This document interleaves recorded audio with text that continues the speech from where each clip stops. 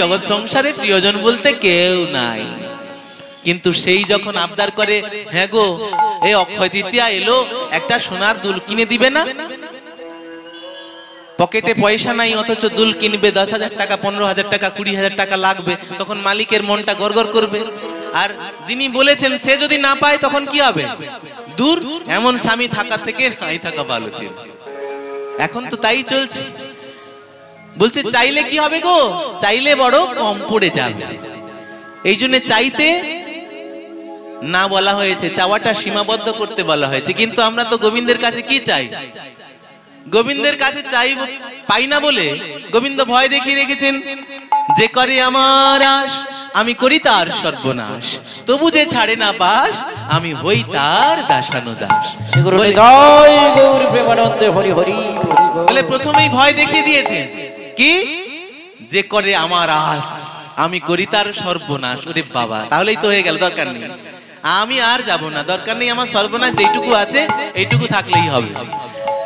বলছে হরি নাম কেন হলো? সব হরণ করে নেয় বলে। গোপীদের ঘরে গিয়ে ওই হাঁড়ির মধ্যে রাখা মাখনগুলো চুরি করে খেয়েছিল বলেই তিনি আমার হরি। বলছে মাখন চুরি করেছিলেন বলেই হরি? তা নয়, হরি আমাদের সমস্ত দুঃখ ক্লেশ তাপ হরণ করে নিতে পারেন বলেই তো তিনি হরি। আমরা যদি তাকে একবার ডেকে না দেখি, মেলায় হাজার লোকের ভিড়ে আপনি একটা লোকের নাম ধরে ডাকুন, সে যদি আপনাকে নাও চেনে, সে কিন্তু ঘুরে তাকাবে, কে ডাকলো আমার নাম ধরে। আমরা ভাবছি ভগবান গোবিন্দ তো একজন, কি করে এত জনের ডাক শুনতে পারবে? কিন্তু তিনি যে প্রত্যেকের হৃদয় মন্দিরে একজন হয়ে বসে আছে, ডাক শোনাবার জন্য, ডাক শুনে সাড়া দেওয়ার জন্য। কিন্তু আমরা আমাদের এই তত্ত্বকে নিলাম না, আমরা জড়তত্ত্বের মধ্যে থেকে গেলাম, মায়া তত্ত্বের মধ্যে থেকে গিয়ে গোবিন্দের কাছে কোনো কিছু চাইবার জন্য হাত পেতে দিলাম। ধন দাও, পুত্র দাও, চাকরি দাও, বাকরি দাও, ঘর বাড়ি দাও, ইত্যাদি ইত্যাদি।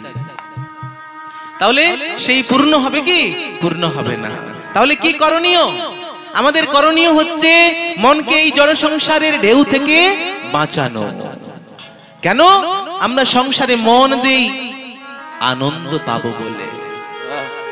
কি বাবা, আমরা সংসারে যা করে চলেছি কি পাবো বলে গো?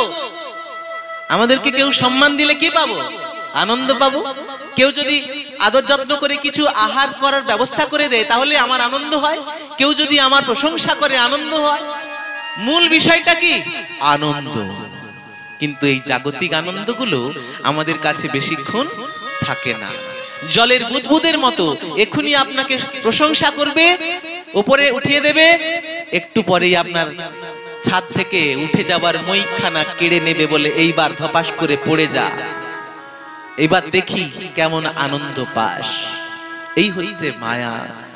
এই মায়ার সংসারে সেই আনন্দ নাই।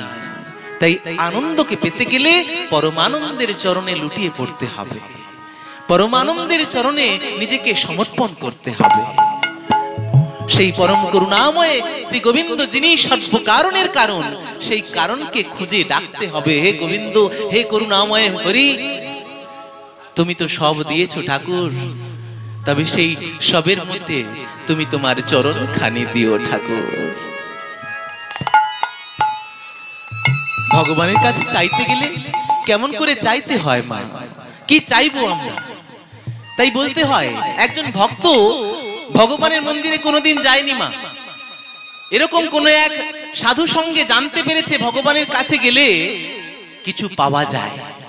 ভক্ত এখন মনে মনে খুব ইচ্ছা নিয়ে ভগবান শ্রী গোবিন্দের মন্দিরে গিয়ে উপনীত হয়েছেন, প্রণাম করছেন মন ভরে। হে গোবিন্দ, হ্যাঁ আমি তোমার মন্দিরে কোনোদিন আসিনি ঠাকুর। ওই সাধু সঙ্গে জানতে পেরেছি আপনার কাছে যে যা চায় তাই নাকি পায় ঠাকুর, তাই তুমি আমায় কিছু দাও ঠাকুর, তুমি আমায় কিছু দাও। ভগবান সরল বিশ্বাসে ওই মৃন্ময় মূর্তিটা ছেড়ে দিয়ে চিন্ময় হয়ে দেখা দেন। যারা দেখেছেন, যারা দর্শন পেয়েছেন, যারা তা উপলব্ধি করতে পেরেছেন, তাদের শ্রীচরণে আশ্রয় পাওয়াটাই আমাদের একমাত্র কাম্য। কিন্তু পেতে গেলে ওই ভক্ত কি করছেন, সেই সরল বিশ্বাসে ওই ভগবানের চরণে গিয়ে প্রার্থনা করছে। ভগবান সাক্ষাৎ প্রতিমূর্তি হয়ে এসে বলছেন, হ্যাঁ গো, তুমি তো কোনোদিন আমার কাছে চাইতে আসোনি, তা আজকে যখন চাইতে এসেছো তা কি নেবে বলো। কি মা, আমাদেরকে যদি ভগবান বলেন যে জিজ্ঞেস করেন কি নেব, আমরা তাহলে কি চাইবো মা? চাইতে জানতে হবে। চাইতে যদি ভুল হয়ে যায় তাহলে অনেক জন্ম পস্তাতে হবে, ঠিক জিনিসটা পাওয়া যাবে না। যে হীরের আংটি করবে বলে ভাবছে, সে যদি ওই হাটে বাজারের দোকানে গিয়ে কাঁচের কাটা অংশকে হীরের টুকরো বলে ভেবে গ্রহণ করে নেয়, তাহলে ওই ধন্দেই অনেকটা জীবন কেটে যাবে, আর হিরে আছে না, হবে না। তাই বলছি যে ভক্ত যখন গিয়েছে, ভগবান বলছেন দেব, আমি দেব, কিন্তু কিটা নেবে? ভক্তির সেই ভাব থাকা উচিত। ভক্ত বলছেন, হে দয়াময়, হ্যাঁ আমি তো জানি না কি চাইতে হয়, তোমার কাছে কি আছে, তোমার কাছে দেওয়ার মতো কি আছে ঠাকুর, সেইটা তো বলুন, তবে আমি চাইবো। ও, তুমি চাইতেও জানো না? আচ্ছা তাহলে বলি, আমার কাছে দুইটা স্পেশাল বস্তু আছে, খুব গুরুত্বপূর্ণ, যা জগতের সংসারের খুব গুরুত্বপূর্ণ দুটো বিষয়। বলে মাত্র দুটো? বলে হ্যাঁ মাত্র দুটো। বলে কি কি? বলে এক হচ্ছে আমার মায়া, আর দুই হলো আমার ভক্তি। এই দুটোর কি কাজ?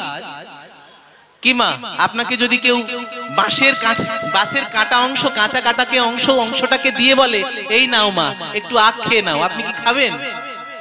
চিনতে হবে তো যে কোনটা বাঁশ আর কোনটা আখ, মিষ্টি রস যুক্ত ওই আখ। এখন তো দুটোই মোটা মোটা হচ্ছে, কোনটা বুঝবো কেমন করে? তাই চিনতে হবে। ভগবানের কাছে ওই ভক্ত বলছেন, ঠাকুর এই দুটো তো আপনি বললেন, কিন্তু কোনটার কি কাজ সেইটা আমায় একটু বর্ণনা করে বলুন। ও, এটাও করতে হবে আমাকে? তা শোনো, দুটোই হচ্ছে খুব গুরুত্বপূর্ণ, দুটোই নাচায়। কি করে?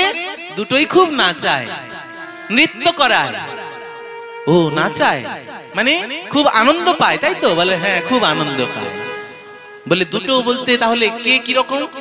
বলে ভগবান বলছেন, এক হলো আমার মায়া, যেটা তুমি নিলে ওই মায়া তোমাকে তার পুতুল করে নাচাবে,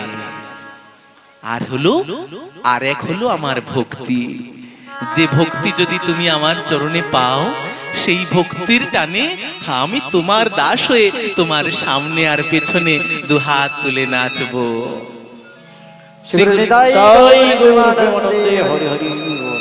তাই প্রকৃত চাওয়াটা আমাদের চাইতে হবে। বলছেন যে এই দেহ দিয়ে আমরা যা করে চলেছি, সেই দেহ দিয়ে কর্ম করে চলেছি, এই মন দিয়ে আমরা যেটা করব সেইটাও কি আমাদের ওই দেহের কর্মটাই পরিতৃপ্ত করার জন্য, নাকি ওই পরমানন্দকে খুঁজে ছুটে যাব? সেই উদ্দেশ্যই আমাদের এক হওয়া উচিত। আমাদের গন্তব্য একদিকে, আমরা ছুটে চলেছি আরেকদিকে। আমরা যাব হাওড়া, উঠে পড়েছি খড়গপুর যাওয়ার লোকাল ট্রেনে। কি মা, কি নষ্ট হবে? সময় নষ্ট হবে, টিকিট নষ্ট হবে, অর্থ নষ্ট হবে, আর সব থেকে বড় নষ্ট হবে আমাদের জীবনের মূল্যবান যেটুকু সময়। কারণ টিক টিক টিক টিক করে ঘড়ি বাজছে না, ঘড়ি মনে করিয়ে দিচ্ছে তোমার সময় কমে যাচ্ছে। ঠিক ঠিক ঠিক। তাই সময় থাকতে থাকতে ভগবত ভজন করা ছাড়া আমাদের এই জগৎ সংসারের সমস্ত কাজ তো করতে থাকবো, কিন্তু কর্মের উদ্দেশ্যটা কে হবে, কর্তাটা কে হবে, যে পূর্ণ অংশ তার সেবা করাটাই আমাদের একমাত্র কর্ম, সেই দিকে আমাদের ছুটে যেতে হবে। তাই এই চৈতন্যের কৃপায় মায়ার সঠিক লাথিটা যদি আমাদের গায়ে এসে পড়ে, তবেই আমাদের গোবিন্দ চরণে ভক্তি হয়, না হলে সেই গোবিন্দ চরণে আমাদের রতি হয় না। তাই সেই কথা বলছেন যে আজকাল এই পৃথিবীতে দেখবেন যুব সমাজ, শিশু সমাজ, ওই ছোট ছোট কোলের শিশুরা মোবাইল না চালালে খাবে না। কি গো, আমরা মায়েরা তখন কি করি? মোবাইল চালিয়ে দিলাম, খেয়ে নে বাবা খেয়ে নে। কিন্তু মোবাইল চালিয়ে দেওয়ার পরে যে ছেলেটা খাবার গ্রহণ করে, সেইটা ভালোভাবে পরিপক্ক হয় না, হয় ভালোভাবে হজম হয় না। কেন? যখন আমরা কোনো কিছুর প্রতি এই হাতে কেউ যদি আমার প্রসাদ দেয়, প্রসাদ দেওয়ার সঙ্গে সঙ্গে ওই প্রসাদ আমার অঙ্গে স্পর্শ করার মাত্রেই আমাদের একটা উদ্দীপনা এসে মনের ভেতরে যাবে, যে বলবে প্রসাদটা পেতে হবে। আর এই জিহার মধ্যে লালা রস এসে উৎপন্ন হবে, যা পাওয়ার জন্য আকাঙ্ক্ষা জাগাবে। আর তখন আমরা যদি পাই, তাহলে সেই লালা রসের মধ্যে যে উৎসেচক রয়েছে এই প্রসাদটাকে হজম করার শক্তি দেবে। কিন্তু যদি মন অন্য কোথাও থাকে, আমরা ঠুসে ঠুসে ঢুকিয়ে দিলাম, তাহলে কি হবে গো? কাগজ আর থার্মোকল ভেতরে ঠুসে দেওয়ার মতো দশা হবে। গ্যাস বুক জ্বালাতে হবেই হবে। কিছুদিন পরে ডাক্তার বাবুর কাছে ছুটতে হবে। তখন আমরা ভাবতে পারবো না যে কেন এরকম হলো। তখন মাথা হাত চাপড়াবো, হায় হায় কি হলো, ছেলের আমার কি হলো, আমার মেয়ের কি হলো, আমার এইটুকু শিশুটার কি হলো। তাই বিচার করতে হবে মা। ভাগবত এবং ভগবত চৈতন্যের কথা আমাদের কানে যদি না প্রবেশ করে, তাহলে আমাদের কোনোদিন মঙ্গল সাধিত হবে না। সাধুগুরু বৈষ্ণবের কথা আমাদের শুনতে হবে।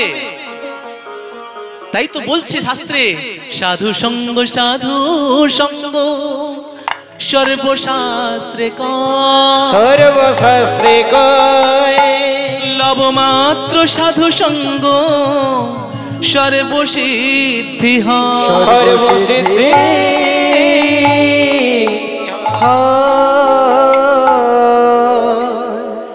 এই চৈতন্যের কৃপা যদি না হয়, তাহলে কি হবে? আমরা শুধু এই মনকে ছুটে নিয়ে যাব। অনেকে দেখবেন 18 বছর বয়সে 16 বছরের ছেলে মেয়েরা কি করছে গো মা? একে অপরের প্রতি আসক্ত হচ্ছে। প্রেম কি প্রেম? যে বাবা মা যে এত বছর পর্যন্ত 10 মাস 10 দিন গর্ভে ধারণ করে এত কষ্ট করে তাকে বড় করলেন, শুধু বড় করা নয়, শিক্ষা দিলেন, বই কিনে দিলেন, জামা কাপড় কিনে দিলেন, খাবার দিলেন, প্রকৃত শ্রেষ্ঠ হওয়ার জন্য সমস্ত উপযোগী বস্তু দিলেন। কিন্তু তারপরেও ওই 5 বছরের 5 মাসের প্রেমের জন্য ওই ছেলেটা বা মেয়েটা প্রাণকে বিসর্জন দিয়ে, ওই মেয়েটাকে পাওয়া হয় না বলে, ছেলেটাকে পাওয়া হয় না বলে এই পৃথিবী ছেড়ে চলে যেতে বাধ্য হয়। কোন শিক্ষা না থাকলে এমন করতে পারে গো? এই ভগবত শিক্ষা না থাকলে, চৈতন্যের শিক্ষা না থাকলে এমনি করে জগৎ সংসারে বারে বার বিপদ ছুটে আসবে। আরে যে বাবা মা এতদিন ধরে সেবা করলো, তাদের কথা ভুল মনে থাকলো না?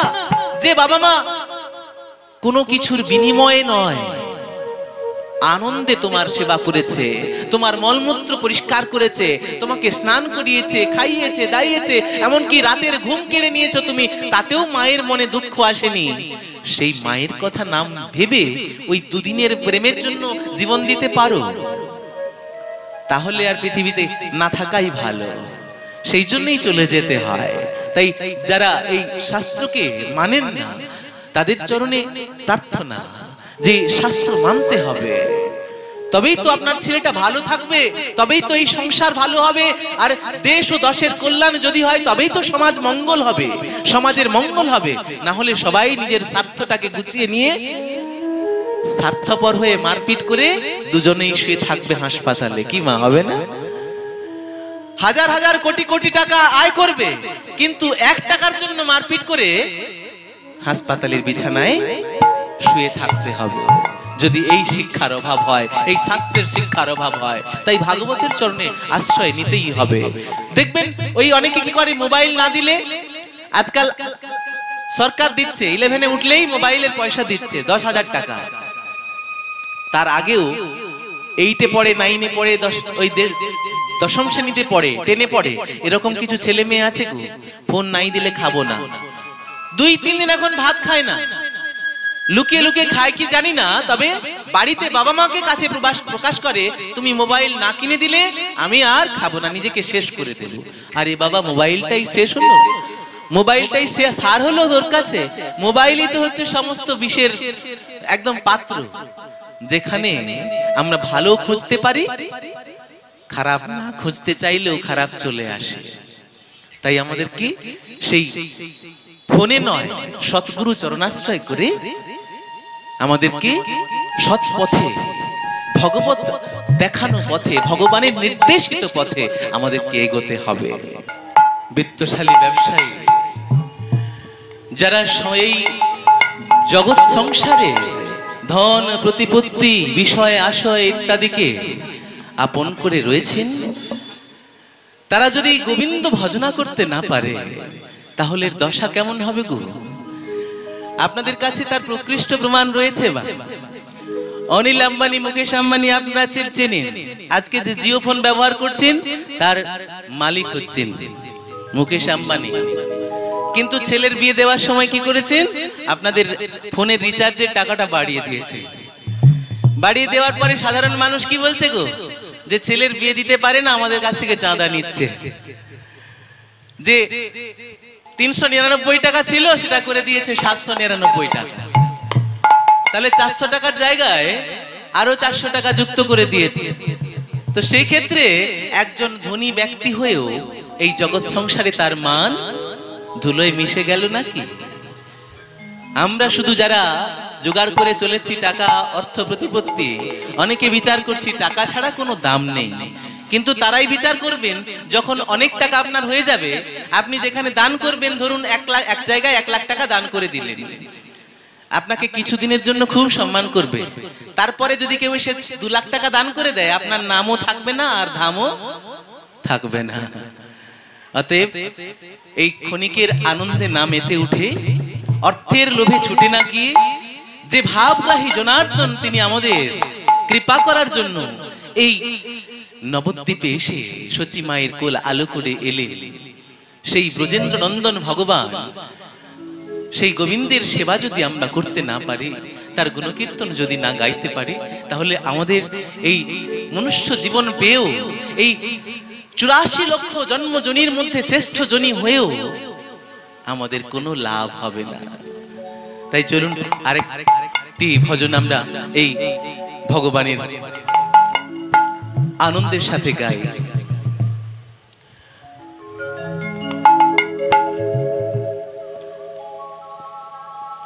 अच्युतं केशवं कृष्णो दामोदरं रामनारायणं जानकीवल्लभम्।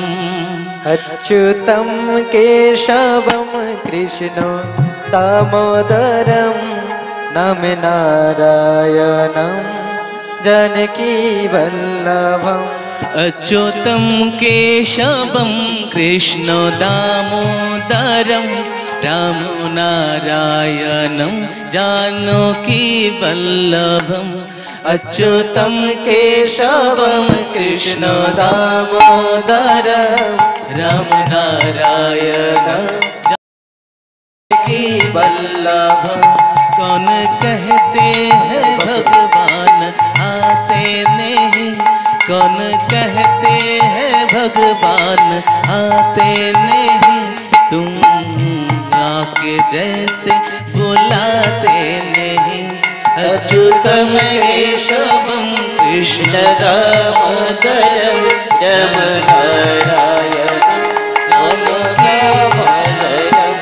अच्युतं केशवं कृष्ण दामोदरं रामनारायणं जानकीवल्लभम्। कौन कहते हैं भगवान आते नहीं, फिर शबरी के जैसे खिलाते नहीं।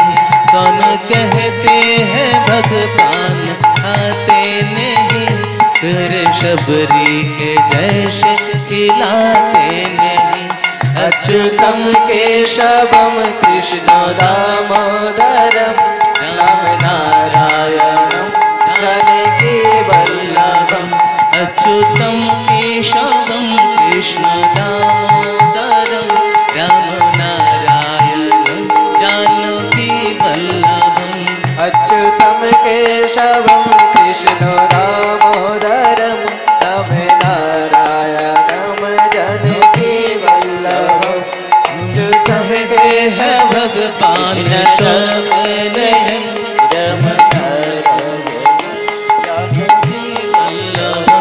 कौन कहते हैं भगवान सोते नहीं, माँ यशोदा की जैसे सुलाते नहीं। कौन कहते हैं भगवान सोते नहीं, माँ यशोदा के जैसे सुलाते नहीं।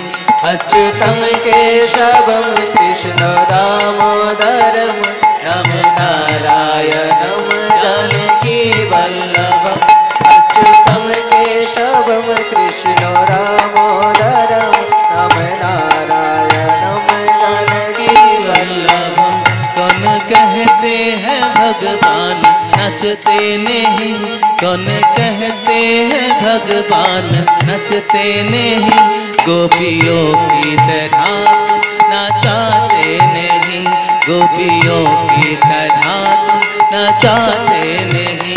अच्युतं केशवं कृष्ण दामोदरं राम नारायणं जानकी वल्लभम् अच्युतं केशवं कृष्ण दामोदरं राम नारायणं जानकी वल्लभम् अच्युतं केशवं कृष्ण दामोदरं राम नारायणं जानकी वल्लभम् अच्युतं केशवं कृष्ण दामोदरं राम नारायणं जानकी वल्लभम्।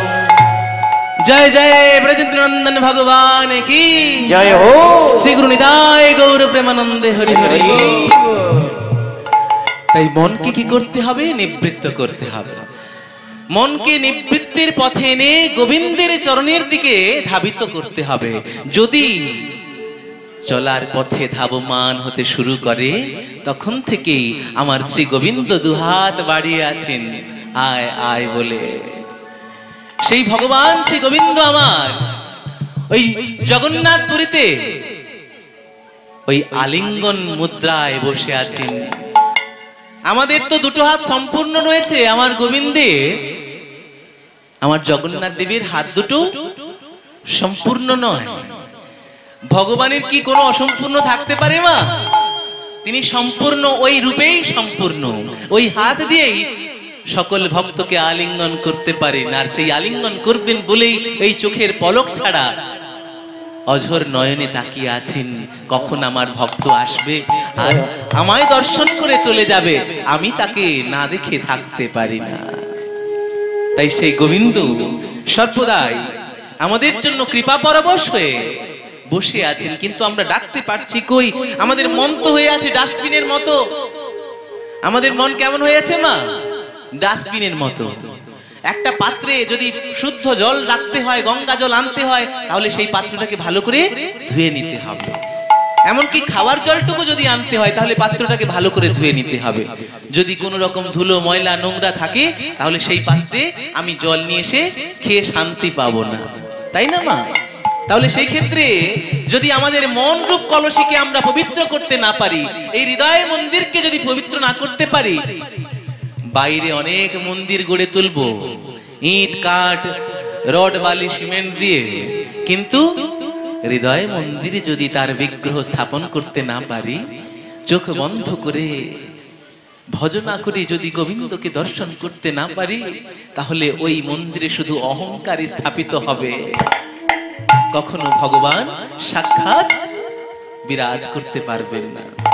কারণ আমরা দেখেছি শাস্ত্রে যতবার লক্ষ্য করেছি, রাবণ থেকে শুরু করে কংস থেকে শুরু করে সবাই অহংকারের পরবশ হয়ে গোবিন্দের চরণ ছাড়া হয়েছে। আর যারা চরণে ছিল তারা গোবিন্দের কোলে ঠাঁই পেয়েছে। আর কংসকে ভগবান সংহার করেছেন, কিন্তু সংহার করার থেকেও মূল তত্ত্ব যেটুকু রয়েছে, তিনি ভক্ত ছিলেন বলেই ভগবানের বিরোধিতা করতে এত বড় সাহস করতে পেরেছিলেন। কিন্তু আমরা তো ভক্তই হতে পারিনি। ভগবানকে পরীক্ষা করার জন্য কিছু তো অর্জন করতে হবে। ভগবানকে চিনতে গেলে, সাধুগুরু বৈষ্ণবকে চিনতে গেলে কিছু তো তত্ত্ব জানতে হবে, তবে তো আমরা বুঝতে পারবো কে সাধু আর কে সাজা সেজে আছে সাধু। আমি আপনাদের চরণের দাস, কতটা করতে পারছি জানি, তবে আপনাদের আশীর্বাদ প্রার্থনা করি যেন এই মনকে নিবৃত্ত করে ভগবান শ্রী গোবিন্দের চরণে লুটিয়ে দিয়ে পূর্ণ প্রেম, পূর্ণ ভক্তি আর পূর্ণ শরণাগতি দিয়ে তার চরণের দাস হয়ে আপনাদের চরণের দাস হতে পারি। শ্রী গুরু নিতাই।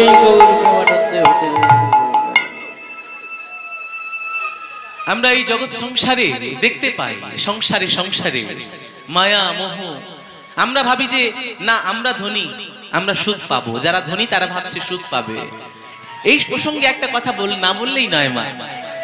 একজন বাংলাদেশের বিত্তশালী ব্যবসায়ী, তার কোটিপতি, মানে অনেক কোটি কোটি টাকা, হঠাৎ করে আমাদের শরীরের ভেতরে যে কোথাও ব্যথা হয় আমরা কি করব? একদিন দুদিন দেখি, তারপরে যদি না সারে তখন ডাক্তারের কাছে ছুটে যাই মা। ডাক্তারবাবু, ডাক্তারবাবু আমার শরীরটা কেমন করছে, আপনি একটু চেক করে দেখুন না। তো এইবার তিনি কি করেছেন, তিনি লোকাল ডাক্তারদের দেখিয়েছেন। কিন্তু কোটিপতি হলেও কি হবে, প্রথমে তো আমাদের কৃপণতা থাকেই থাকে। যদি ওই কোয়াক ডাক্তার সারিয়ে দিতে পারে তাহলে বড় ডাক্তারের কাছে গিয়ে টাকা খরচ করে লাভ নেই। তিনি কি করেছেন, প্রথমে দেখিয়েছেন। তিনি বলছেন যে বাবা আপনার তো শরীরটা খুব খারাপ দিকে যাচ্ছে গো, তার আগে আপনাকে বড় ডাক্তার বাবুর কাছে চিকিৎসা করাতে হবে। আর যেই না শুনেছে বড় ডাক্তার বাবু, তখন বলছে তাহলে কি হয়েছে, বলে বড় ডাক্তার বাবুর কাছে চেক আপ করিয়ে নিন, তাহলে বুঝতে পারবেন।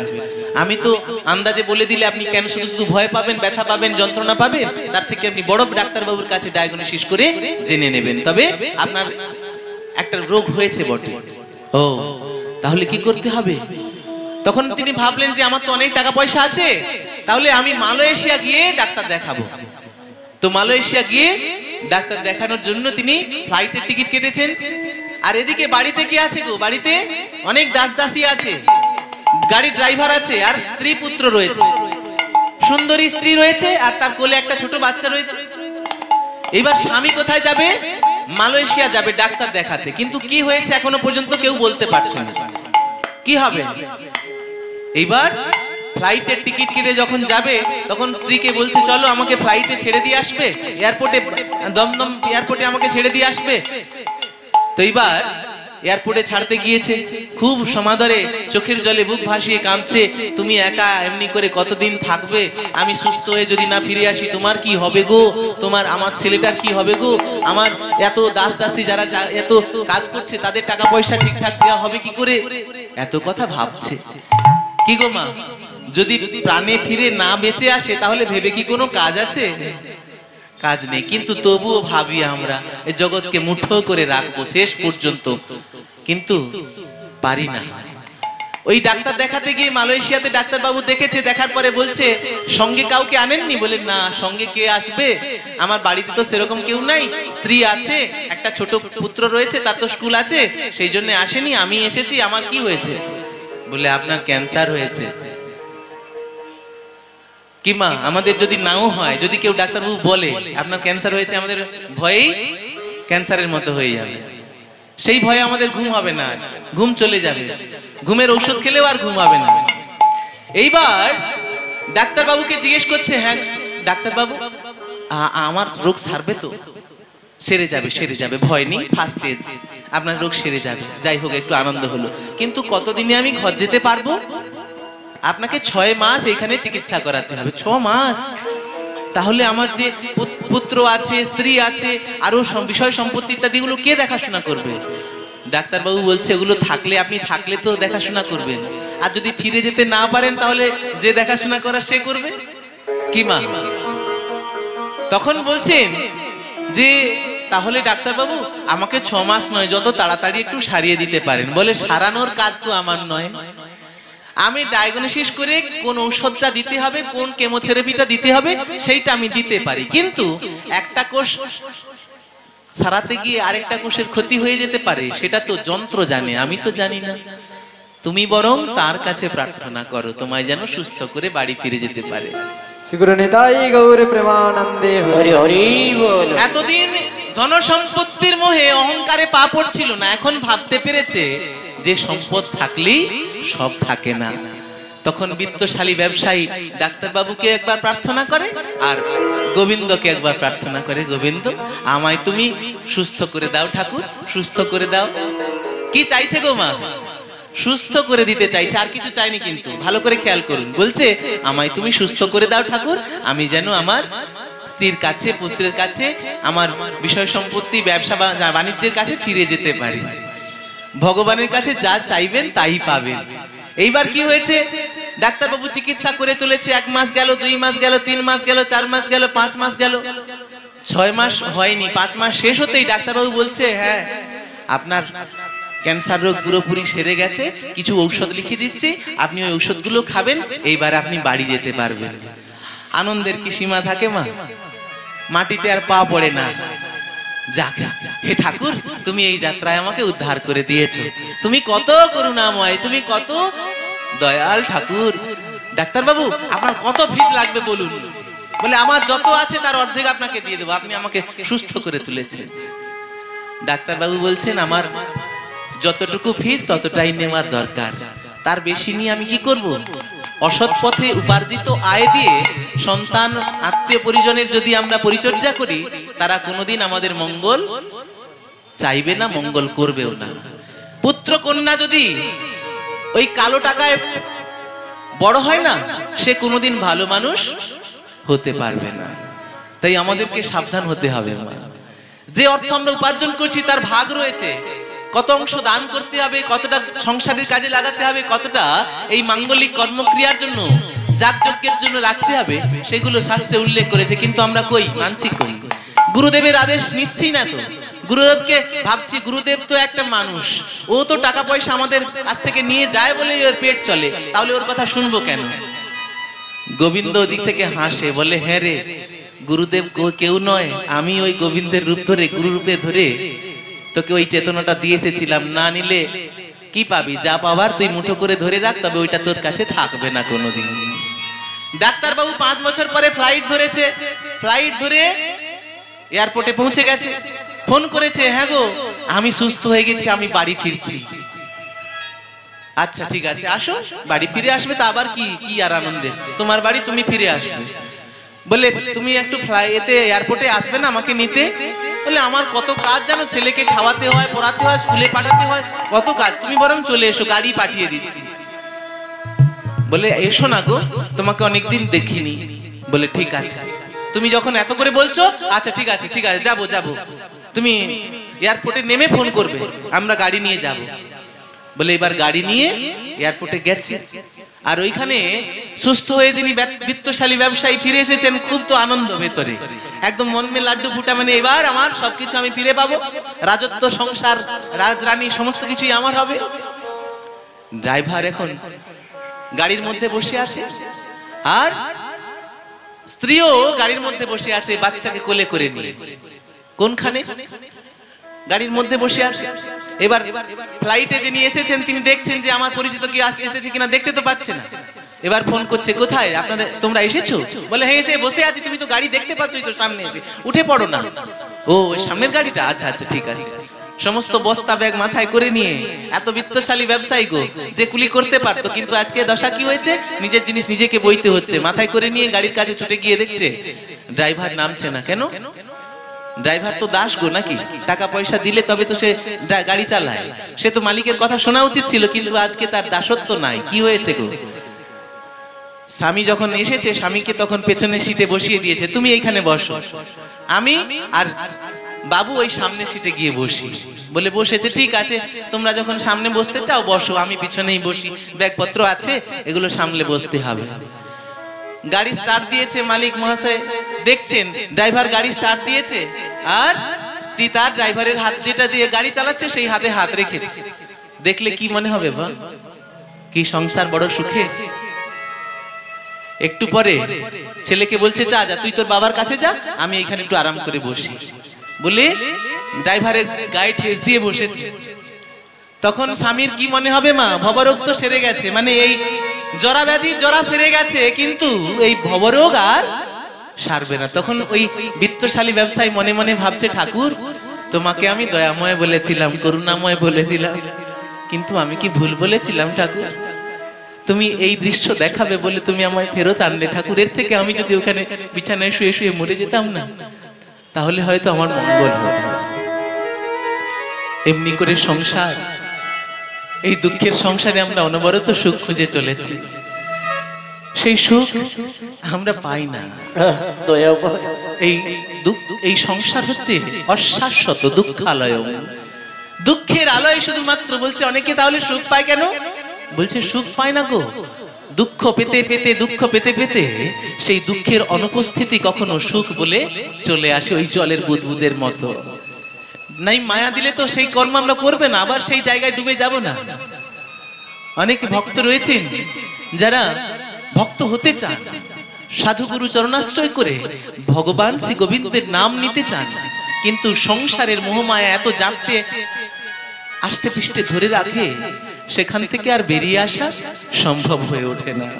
তাই আমাদেরকে সেই গোবিন্দ চরণে আশ্রয় নিয়ে তার ভজন করতে হবে, গাইতে হবে, না হলে আমাদের এই মায়ার সংসারে আমরা বারবার এক জায়গায় গিয়ে হুমড়ি খেয়ে পড়বো।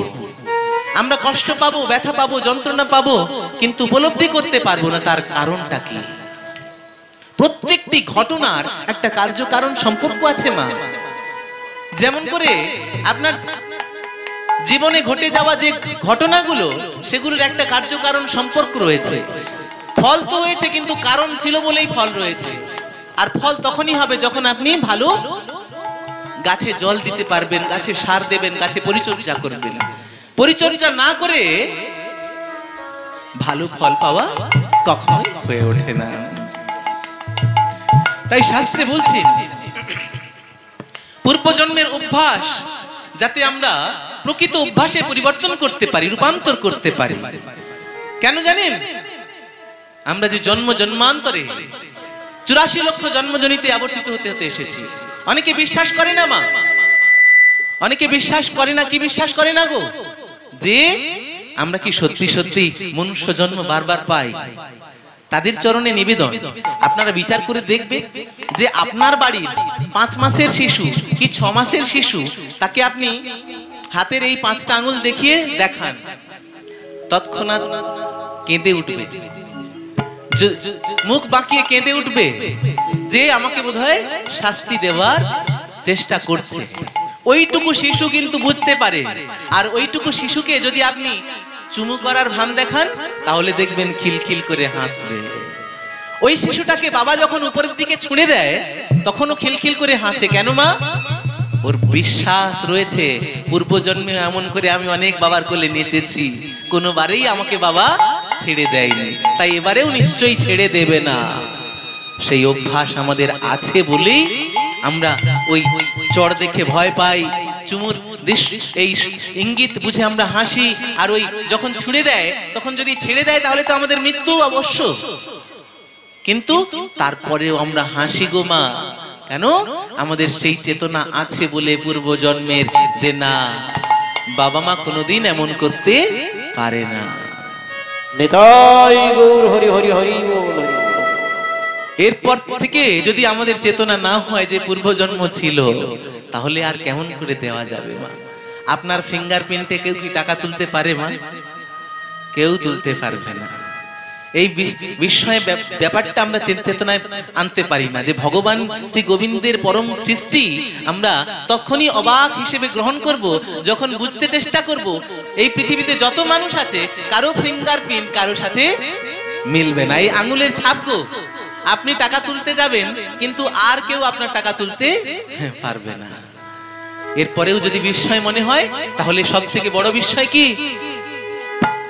যুধিষ্ঠির ভগবানকে জিজ্ঞেস করছেন, হে দয়াময়, আমাকে বলুন এই জগৎ সংসারে সব থেকে বড় বিস্ময় কি? বলছে বড় বিস্ময় কেন? সপ্তম আশ্চর্য, ওই যে তাজমহল তৈরি হয়েছে, তাই না, দিল্লির কুতুব মিনার রয়েছে, ওইগুলোই সব থেকে বড় বিস্ময়। বলে না, এগুলো বড় বিস্ময় নয়। বড় বিস্ময় হলো এই জগৎ সংসারের প্রতিটি জীব জানে জন্মেছে যখন তাকে মরতে হবে, কিন্তু মৃত্যু আমার কখন আসবে না জেনেও সে নিশ্চিন্তে এই জগৎ সংসারে দিন কাটায়, ভাবে যে এখন আমার অনেক দিন আছে, 60-65 বছর হোক, তারপরে এখন গোবিন্দের নাম নেওয়া যাবে। যে দেহটাকে শ্মশানে নিয়ে যাওয়ার সময় অন্যরা গোবিন্দ নাম ছাড়া, হরি নাম ছাড়া, কৃষ্ণ নাম ছাড়া নিয়ে যাবে মা, আমার এই দেহটা যদি নিথর হয়ে যায়, কেউ কৃষ্ণ নাম ছাড়া আমার শরীরে হাত দেবে? দেবে না, ভয় পাবে। বলে এই জন্য শ্মশানে নিয়ে যাওয়ার সময় আগে আগে কৃষ্ণ নাম আর পিছে পিছে সব যায়। আসলে ওই সব যাত্রী, সব যে যায় তার পেছনে পেছনে যারা যাত্রী হিসেবে যায়, সব ওদেরকে পথ দেখায় মা, বলে আমিও যাচ্ছি, তোমরাও কিছুদিন পরে আসবে। তবে আজকে আমি নাম আর শুনতে পাচ্ছি না, তোমরা শুনতে শুনতে আসছো। ওই জিহা পেয়েছো, ওই হাত পেয়েছো, করতালি দিয়ে নাও। ওই পা পেয়েছো, একটু নৃত্য করে নেচে নাও গোবিন্দ নামে, না হলে এমনি করে তোমার দেহটাও এক সময় নিথর হয়ে যাবে। আর তখন অন্য কেউ হরিনাম গাইবে, তবে তোমার কোনোদিন মঙ্গল হবে না।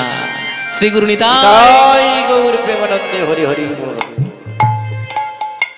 मन में बसा कर तेरी मूर्ति उतारू मैं गिरधर तेरी आरती।